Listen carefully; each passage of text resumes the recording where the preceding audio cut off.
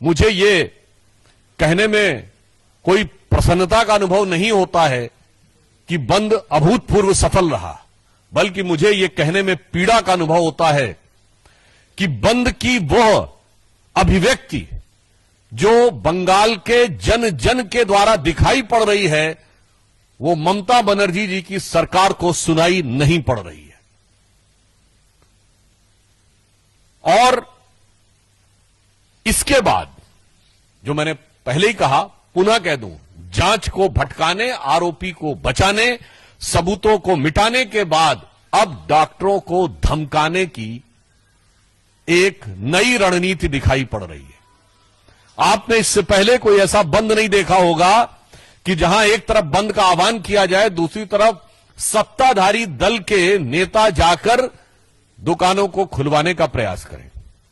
फिर इसके बाद मुख्यमंत्री आकर प्रेस को संबोधित करें और आप उनके शब्दों को गौर करिए। वो क्या कह रही हैं? मैं नहीं चाहती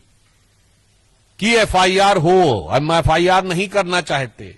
ताकि कैरियर ना बर्बाद हो, पासपोर्ट और वीजा मिलने में समस्या ना हो। मुझे लगता है कि देश की प्रबुद्ध जनता और पश्चिम बंगाल, जहां की प्रबुद्धता कई शताब्दियों से बहुत प्रसिद्ध है, वो इसका अर्थ, भाव और अभिव्यक्ति न समझ पा रहे हो, ऐसा संभव नहीं है। भारतीय जनता पार्टी स्पष्ट रूप से कहना चाहती है